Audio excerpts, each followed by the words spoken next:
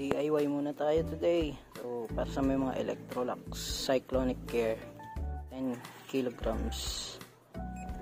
Ayan, pag ini-start siya, kakaroon ng E3 na error. So, yun yung ibig sabihin ng E3, yung door niya ay laging nakabukas ang detection ng machine. So, kadalasan may problema yan dito sa magnetic switch dito sa loob. So, tanggalin natin siya. Try uli natin. So, ganun talaga siya, E3. So, pagbukas nitong panel dito sa harap, mayroon yan dalawang rubber dito. Ayan, sa magkabilang side. Sikwatin nyo lang yan na ganyan. Ayan. Wala akong tagahawak ng phone. Kaya. Ayan. Ayan. Tapos mayroong screw yan dyan. Tapos dito din sa kabila.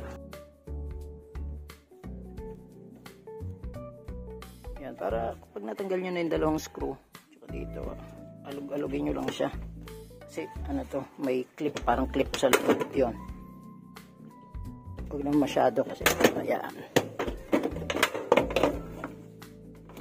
So, ayan siya.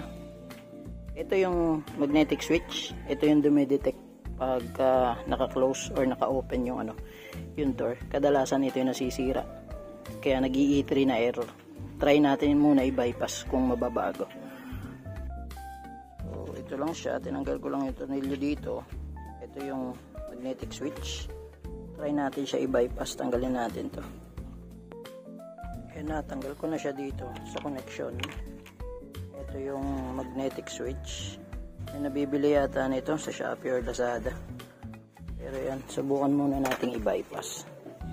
So, yung, pagka mag-bypass kayo, pag dudugtungin nyo lang yung dalawa, yung iba pinuputol, pero sayang naman. Kaya ang gagawin natin is, ito meron ako staple wire. Bala ng stapler, papasok ko doon. Para mag-connect sila, ma-bypass yung switch.